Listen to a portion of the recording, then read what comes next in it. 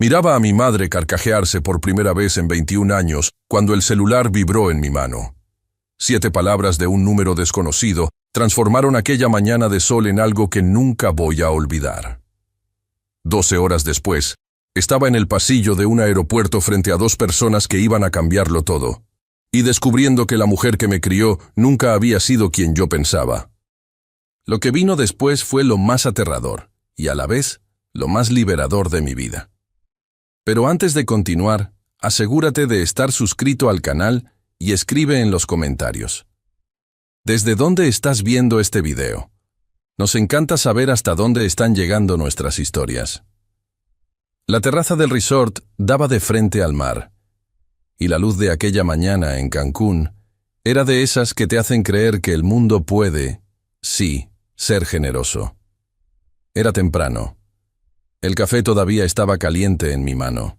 Mi madre, Claudia, estaba sentada a 2 metros de mí, con los hombros relajados de una forma que rara vez había visto en ella, y se reía de verdad, de algo que mi hermano Rafael había dicho. Un chiste bobo sobre una gaviota que le había robado su pan dulce en el desayuno del día anterior.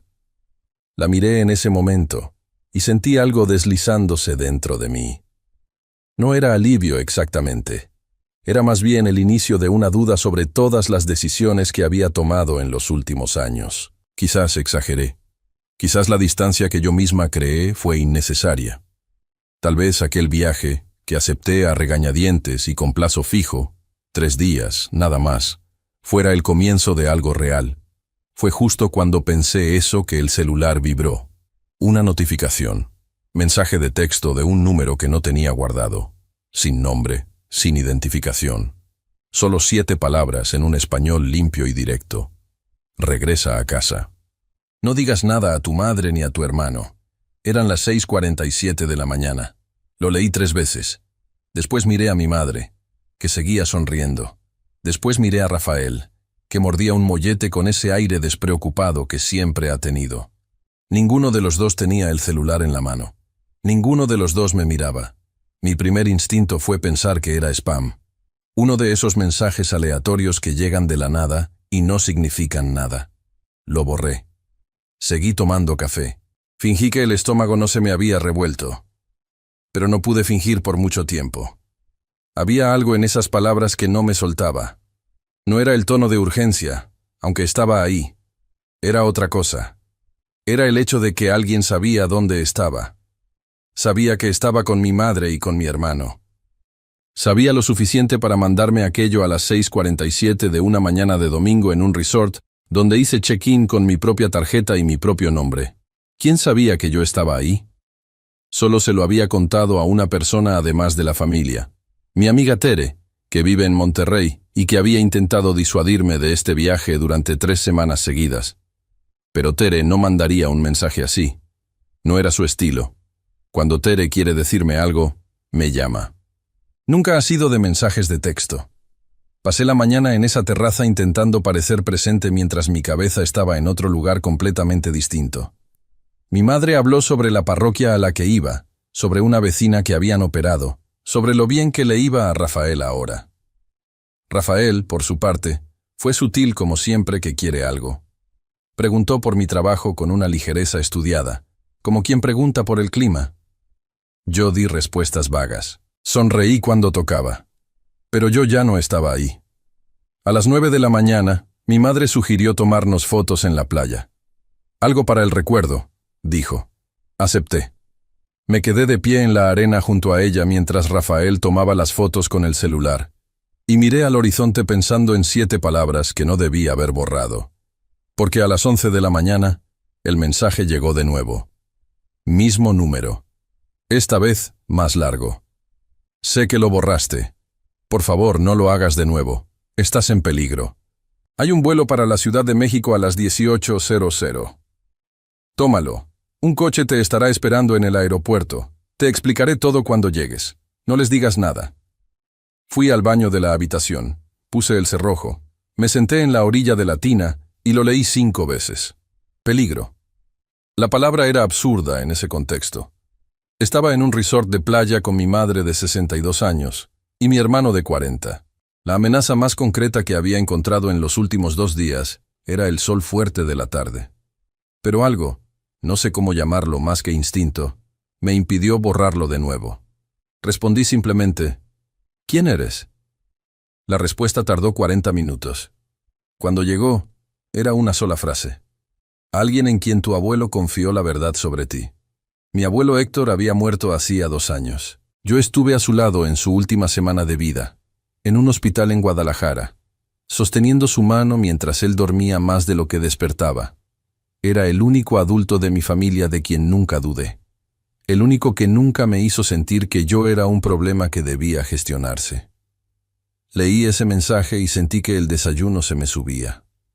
Pasé la comida en silencio, respondiendo cuando me hablaban, masticando sin sentir el sabor. Rafael me miró un par de veces con esa expresión que conozco desde niña, la de quien está midiendo cuánto sabe la otra persona. Mi madre me tocó el brazo y preguntó si estaba bien. Dije que sí, que era solo el sol.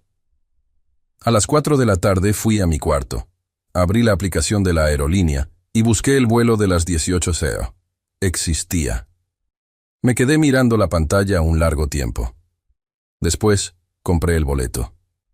No sé explicar por qué lo hice. No sé si fue valor o desesperación, o esa voz callada que a veces habla más fuerte que cualquier argumento racional.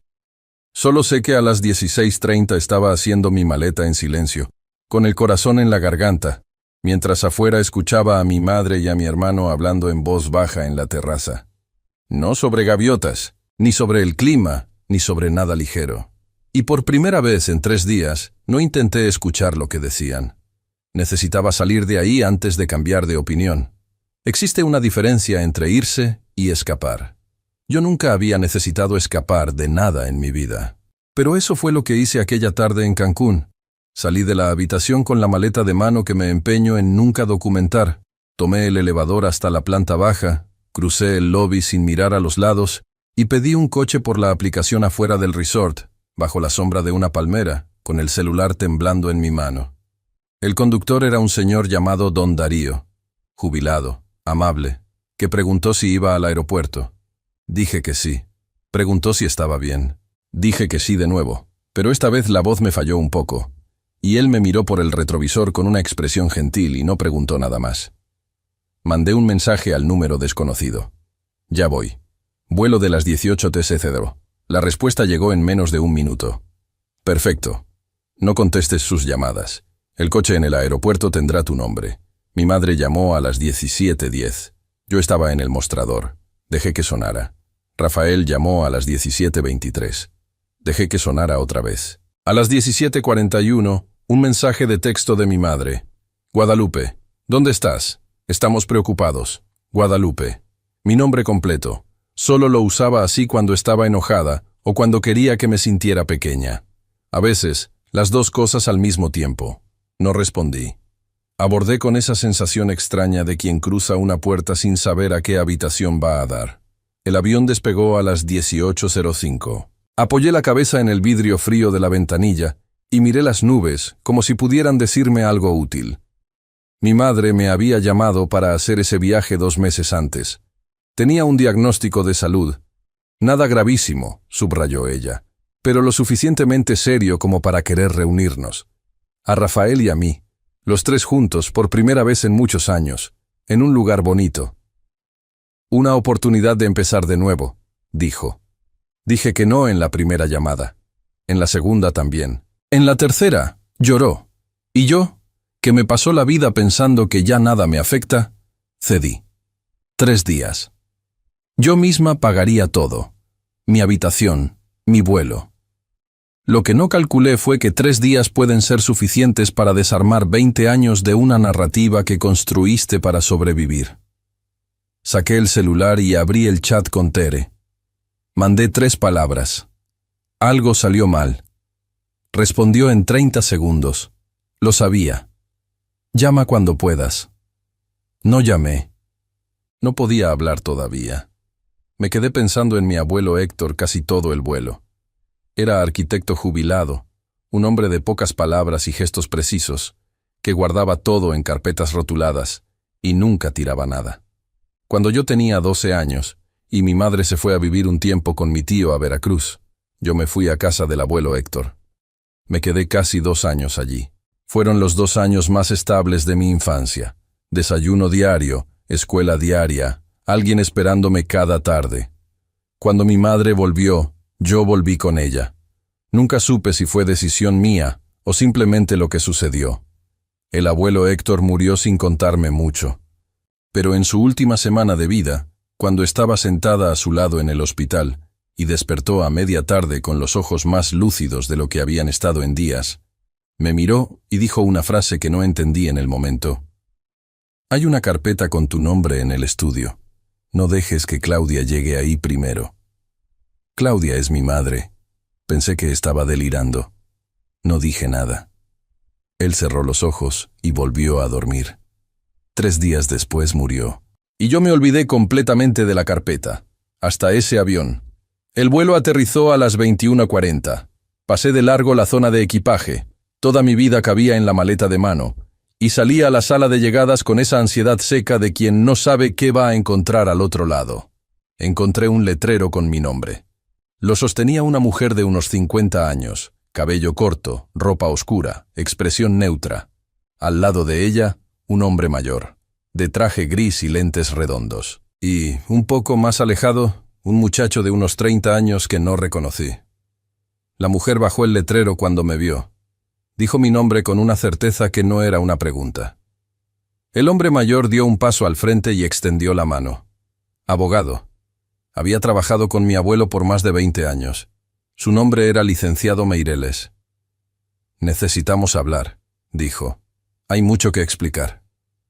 Me llevaron a una sala pequeña al fondo de la terminal. Paredes beige, mesa redonda, 4 sillas. Meireles abrió una carpeta y puso 3 cosas sobre la mesa con la precisión de quien ha ensayado ese momento varias veces. Un documento encuadernado. Un sobre de papel crema, sellado con lacre, con mi nombre escrito al frente con una letra que reconocí de inmediato. La letra de mi abuelo. Y una carpeta gruesa, llena de separadores y etiquetas. «Tu abuelo Héctor dejó un testamento», dijo Meireles. «Te nombra como única beneficiaria de todo lo que poseía». Lo miré sin poder hablar. Eso incluye el departamento en Guadalajara, las cuentas de inversión y un fondo que constituyó a lo largo de 32 años. Hizo una pausa. «El valor estimado es de 8 millones de pesos». La sala se volvió pequeña de repente. Meireles continuó. Dijo que mi abuelo había dejado instrucciones específicas. El testamento solo se activaría cuando se cumplieran 2 condiciones. La primera, que yo cumpliera 35 años. La segunda, que mi madre hiciera contacto conmigo. Él sabía que ella solo volvería si sabía que había dinero de por medio, dijo Meireles, sin crueldad en la voz. Solo como un hecho. Y quería que tú ya tuvieras la edad suficiente para entender qué estaba pasando. Abrí la boca. La cerré. La abrí de nuevo. ¿Por qué estaba la policía aquí? Vi a 2. Eran escoltas privados, me corrigió gentilmente. Pero hay razones para que estén aquí, y eso es lo que necesitamos mostrarte ahora. La mujer de cabello corto se presentó. Investigadora privada. Contratada por el despacho jurídico de mi abuelo 6 semanas antes, el día en que mi madre me telefoneó por primera vez en años.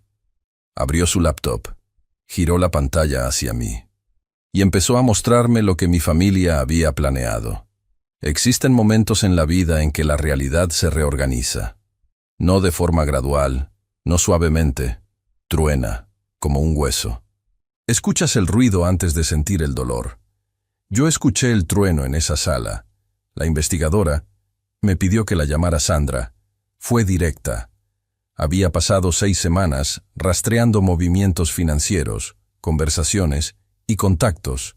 Lo que encontró era simple en su esquema, brutal en sus intenciones. Rafael estaba endeudado, no poco, mucho. Deudas por inversiones que salieron mal. Préstamos que había pedido en los últimos 3 años usando garantías que no tenía, y una deuda específica con un acreedor que Sandra describió solo como alguien que no tiene paciencia para esperar. El total era de poco más de 1 millón de pesos. Mi madre lo sabía. No solo lo sabía, había ayudado a orquestar la solución. Sandra me mostró una secuencia de mensajes entre Rafael y mi madre. Los leí despacio, 2 veces, porque la primera vez mi cerebro se negó a procesarlos. La segunda vez lo hizo, y dolió de una forma que no tiene nombre. En uno de los mensajes, Rafael decía: necesita firmar antes de que descubra lo del testamento. Si se entera antes, no firma. Mi madre respondía: entonces hacemos lo acordado. El viaje sirve para eso. Había un documento. Lo habían preparado antes del viaje. Una especie de cesión de derechos hereditarios. En lenguaje legal, un papel que, si yo firmaba, transfería cualquier derecho que yo pudiera tener sobre los bienes de mi abuelo directamente a mi madre, quien luego se los pasaría a Rafael.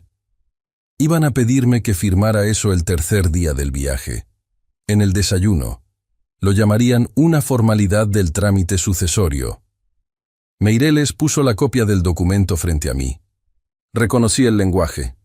Trabajé años en una empresa de gestión patrimonial y aprendí a leer este tipo de textos. Era real.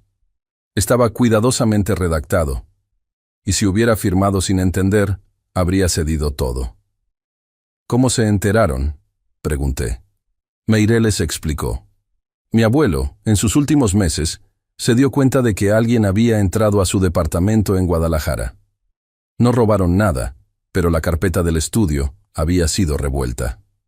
Él sabía lo que eso significaba. 2 semanas antes de morir, llamó a Meireles y pidió que activara el protocolo que habían acordado años atrás. Protocolo. Mi abuelo de 78 años, que reparaba relojes en sus ratos libres y tomaba café de olla a las 6 de la mañana, tenía un protocolo. Debí haber llorado en ese momento. Pero no lo hice. Me quedé sentada mirando esos documentos con una claridad fría que no esperaba de mí misma. ¿Qué más?, pregunté. Sandra dudó por primera vez. Luego giró la laptop hacia ella, hizo clic en algo y la volvió a girar.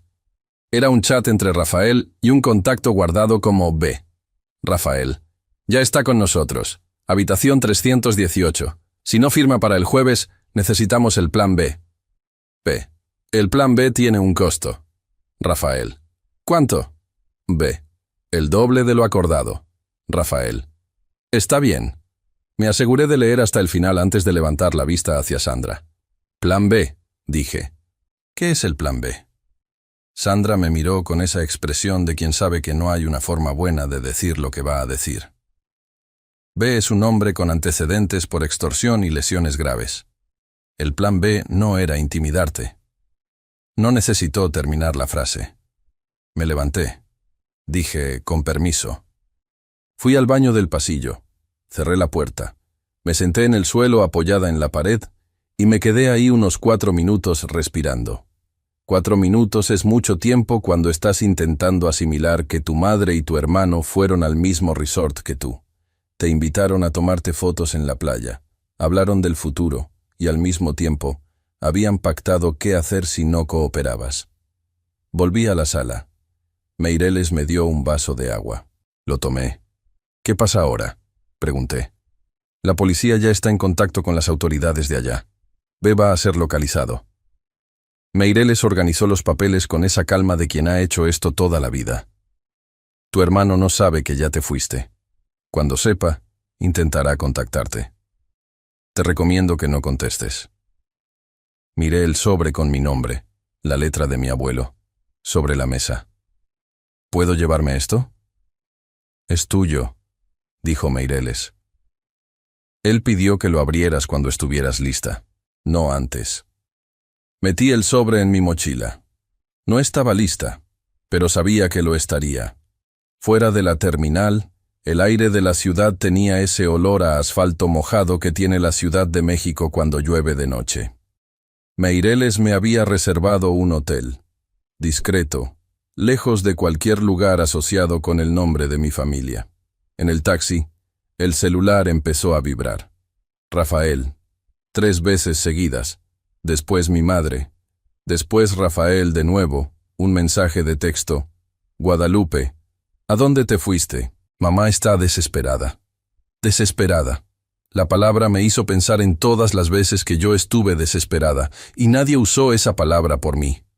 Apagué la pantalla y miré por la ventana. La ciudad pasaba afuera, indiferente y enorme, y me sorprendí pensando en algo que mi abuelo dijo una vez, hace años, cuando yo tenía unos 20 y pasaba por una etapa difícil y fui a su casa sin avisar. Me sirvió un café y se quedó en silencio conmigo un rato. Luego dijo: a veces lo más valiente que puedes hacer es simplemente no volver. No lo entendí bien entonces. Pensé que hablaba de una situación específica que yo vivía. Ahora entendía que hablaba de mucho más que eso. El hotel era silencioso como lo son los hoteles cuando no tienen demasiados huéspedes.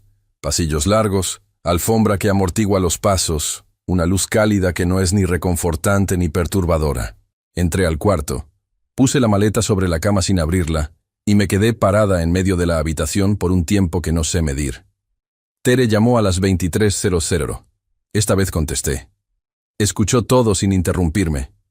Cuando terminé, se quedó en silencio unos 10 segundos, lo cual es mucho para Tere, que normalmente tiene una respuesta para todo antes de que acabes de hablar. Luego dijo: quiero estar allá. ¿Vives en Monterrey? ¿Hay vuelo mañana temprano? No discutí. Dejé que viniera. Dormí mal. Desperté a las 5:00 con el sonido de notificaciones que había dejado acumular. Rafael, mi madre, Rafael otra vez. Un número que no reconocí. Mi madre una vez más. Las leí todas sin responder ninguna. Rafael alternaba entre una preocupación actuada y una presión velada. Mi madre solo decía variaciones de «necesitamos hablar» y «no entiendo qué pasó».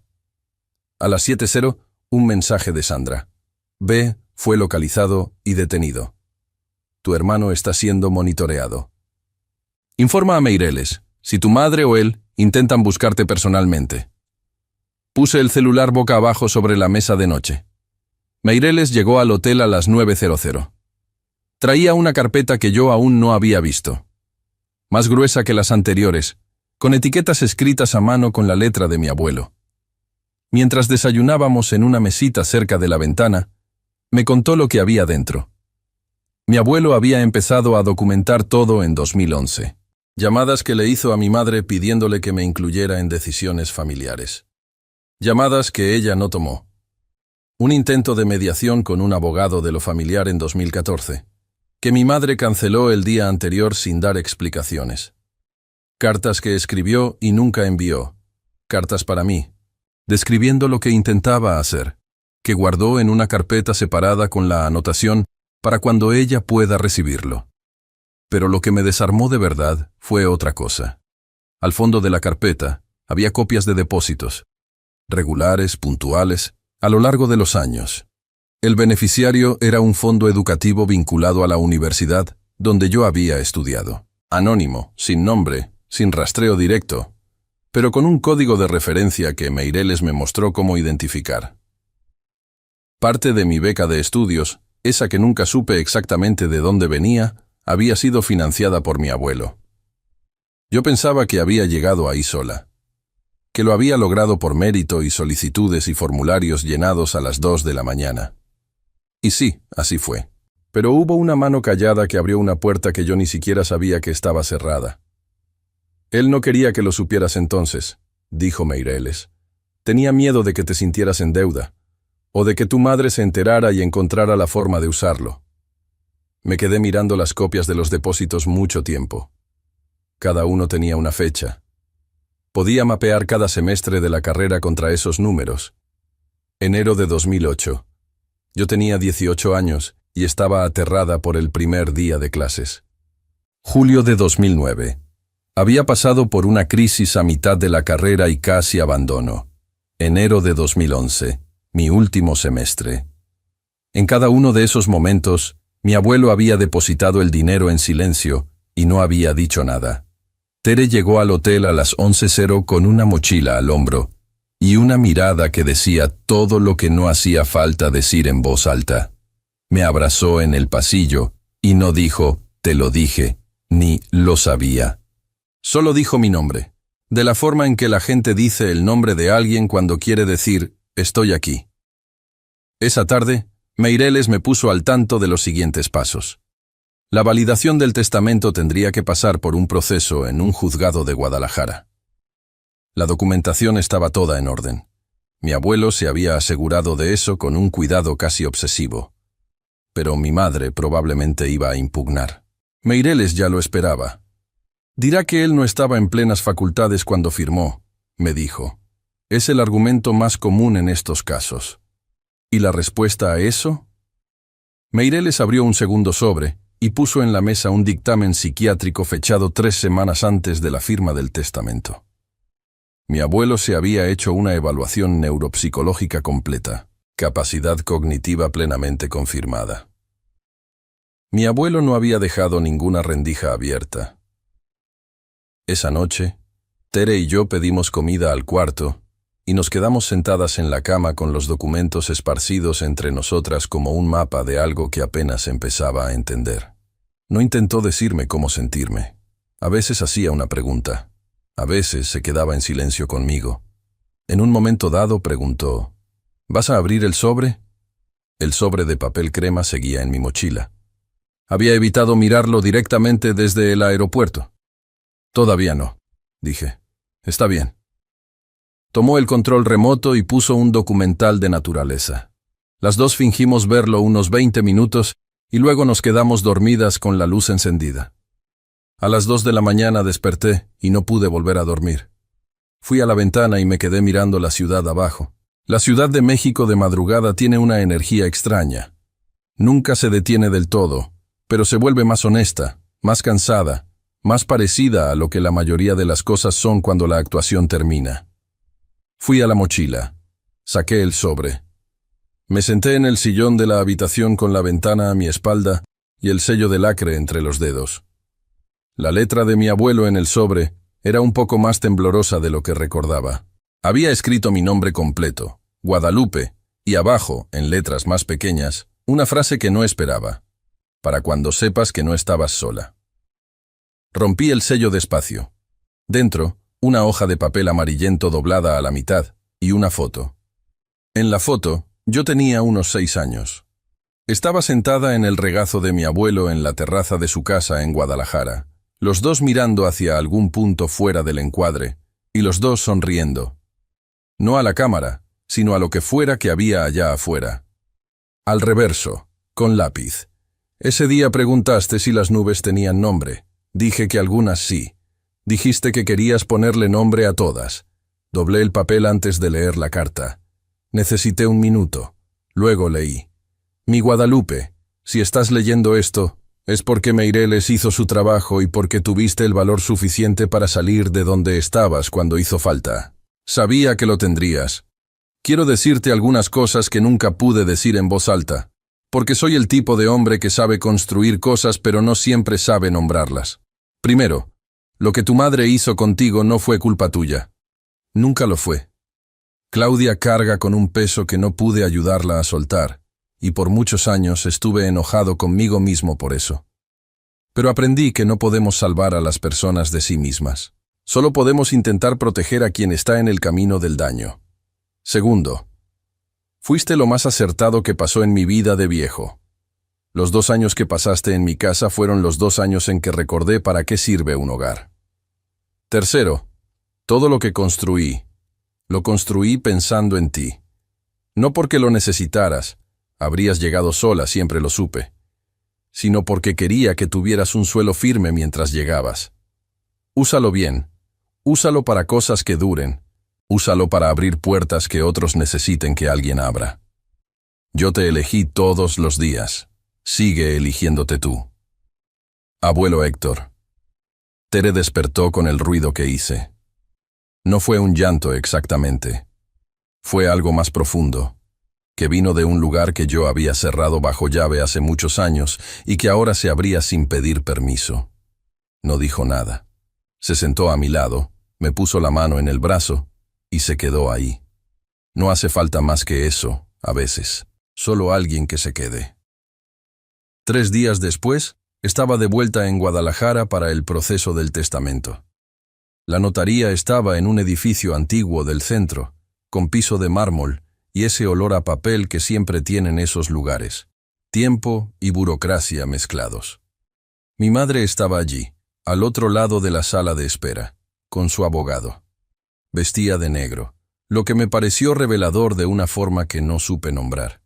Cuando me vio, se levantó. Yo no me moví. Vino hacia mí con los ojos llorosos, y yo me quedé de pie, quieta, con las manos en los bolsillos. «Guadalupe», dijo, «necesito que entiendas». «Entiendo», respondí. «Mejor de lo que te gustaría». Intentó seguir hablando. Meireles vino hacia mí con una gentileza discreta que funcionó como escudo, y me dirigió a otra sala antes de que la conversación se volviera una escena. La sesión fue larga. El abogado de mi madre dio el argumento esperado. Mi abuelo estaba débil. Estaba siendo influenciado. El documento no podía considerarse una expresión genuina de su voluntad. Meireles respondió con el dictamen psiquiátrico, con los 2 testigos que estuvieron presentes en la firma, con la cadena documental que mi abuelo había construido durante años con la precisión de quien sabe que un día alguien intentará desarmar lo que hizo. Había también una testigo que no esperaba, una vecina de mi abuelo, doña Marta, que lo conoció por más de 30 años. Apareció con una declaración firmada describiendo una charla que tuvo con mi abuelo 6 meses antes de su muerte. Él le había dicho, sentados en el porche, que estaba preocupado por lo que pasaría con Guadalupe, que mi madre tenía una forma de hacer que las cosas desaparecieran, que estaba haciendo lo que podía mientras todavía era capaz. Dijo que lo único que lamentaba, leyó doña Marta de la declaración con voz firme, era no haber podido protegerla más mientras estaba vivo. Mi madre, al otro lado de la mesa, cerró los ojos. El resultado fue el que Meireles anticipó. Testamento válido. Documentación impecable. Beneficiaria reconocida. No sentí triunfo. Sentí algo más parecido a la gravedad. El peso real de que una verdad sea finalmente reconocida como tal.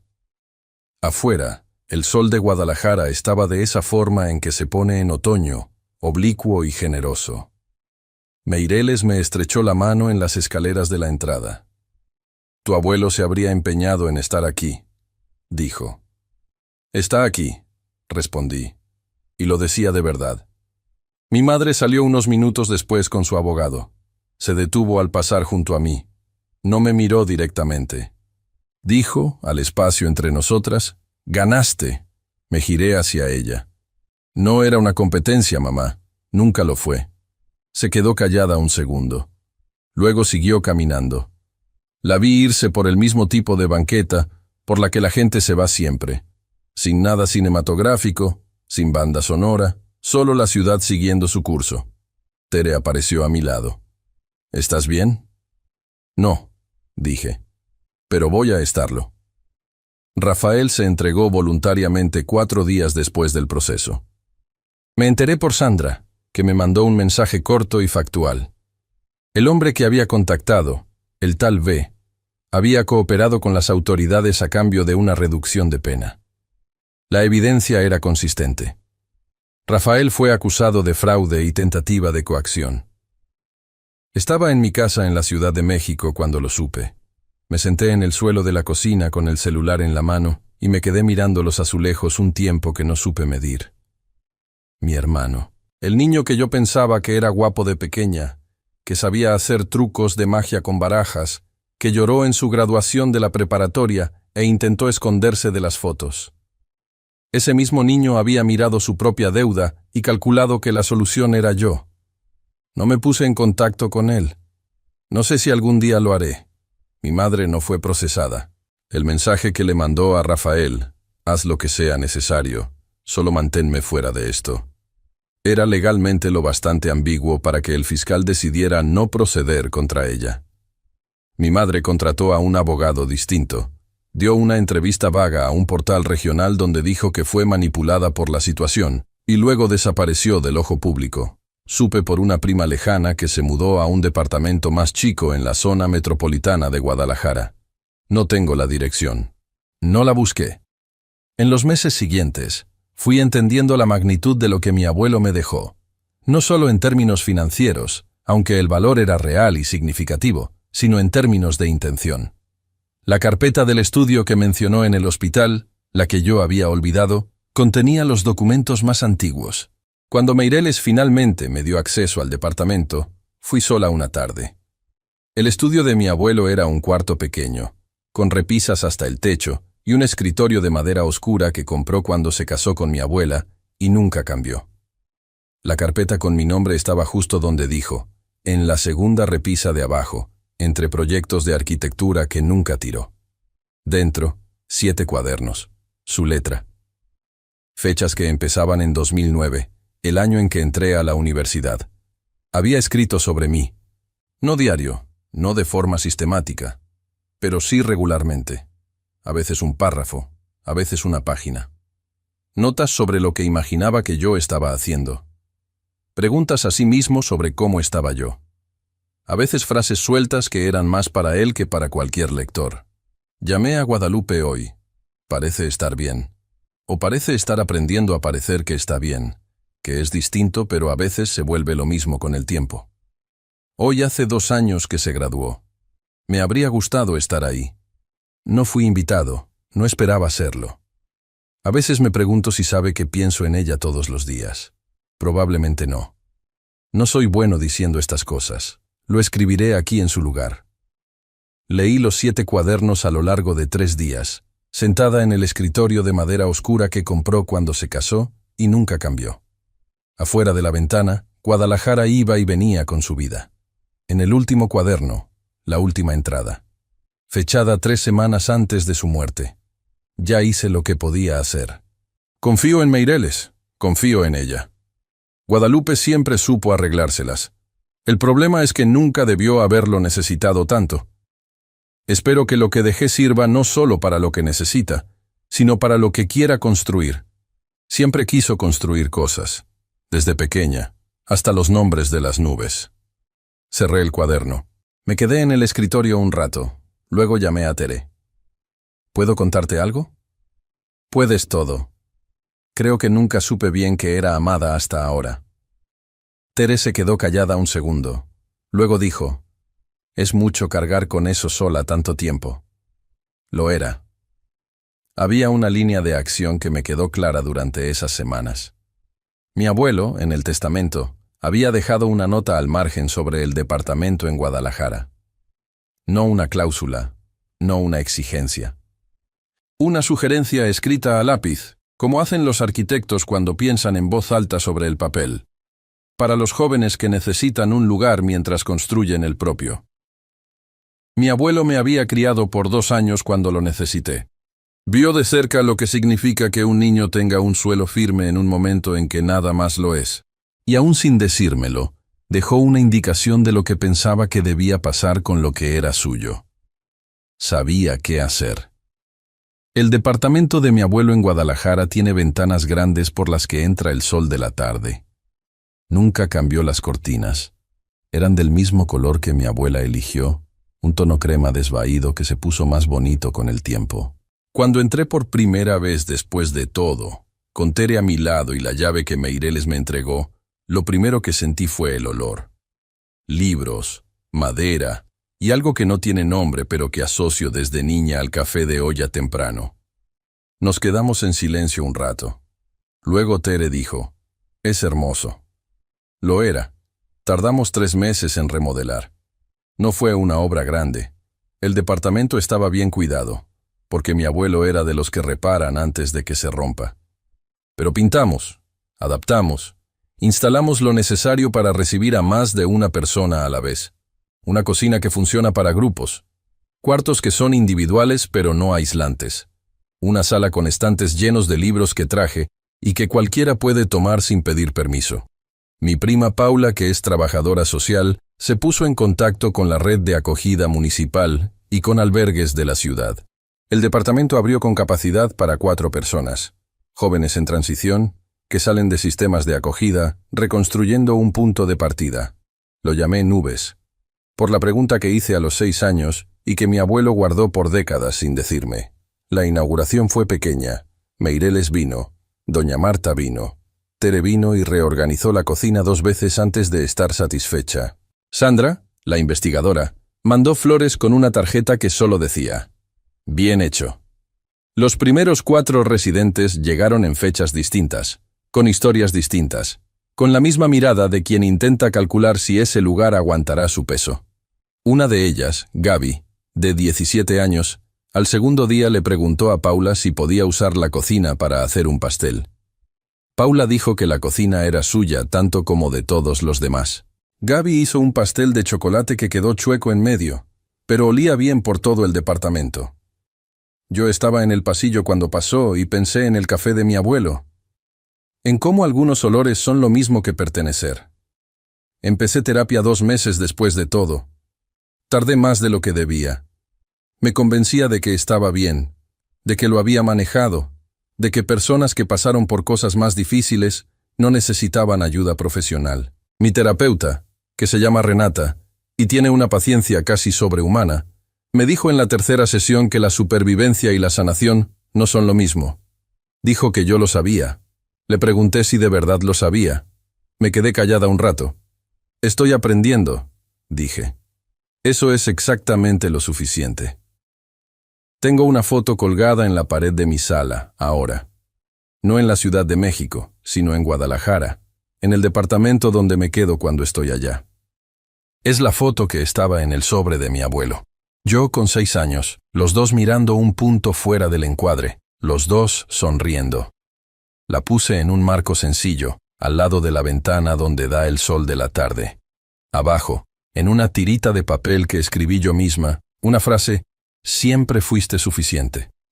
Mi madre apareció una vez. Fue como 2 meses después de la inauguración del departamento. Yo estaba en el balcón cuando la vi al otro lado de la calle, parada en la banqueta, mirando el edificio con las manos en los bolsillos.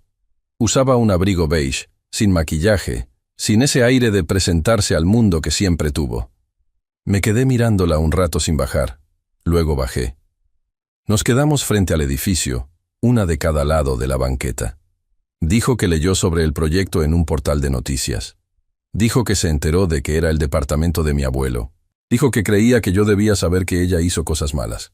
No respondí nada. Solo escuché.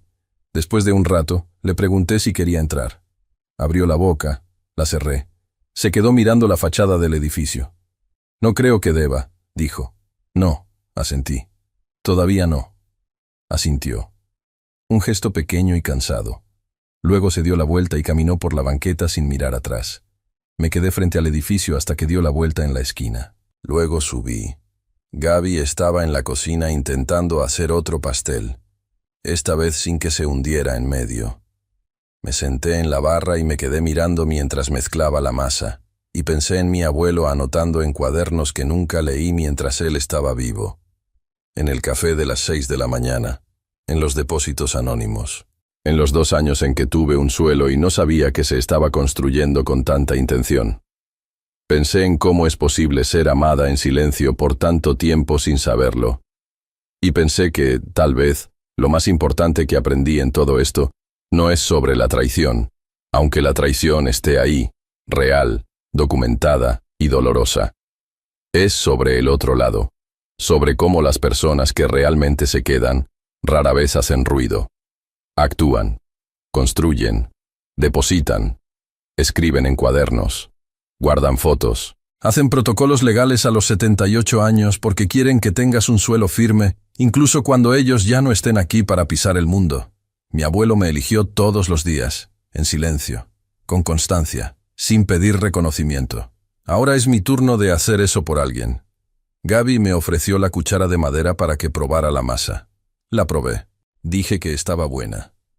Sonrió de la forma en que los jóvenes sonríen cuando alguien dice que algo que hicieron está bien, con una rapidez que dice que aún están aprendiendo a recibirlo. ¿De verdad lo crees?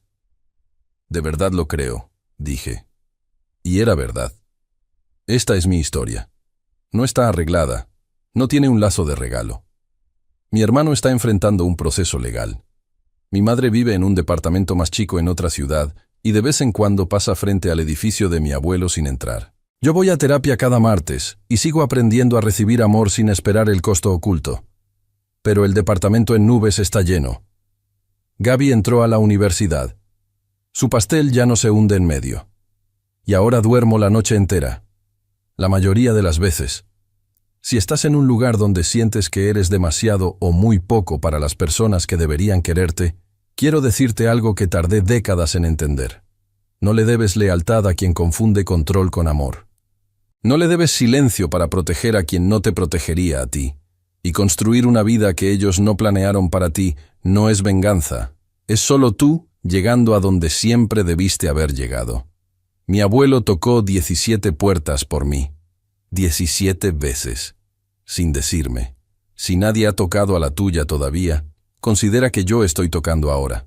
Construye tu nido. Ahora, si te gustó esta historia, haz clic en suscribirse y dime en los comentarios, ¿qué parte te dejó con la boca abierta? Y no olvides hacerte miembro para tener acceso a videos exclusivos que no publico aquí. Te espero allá.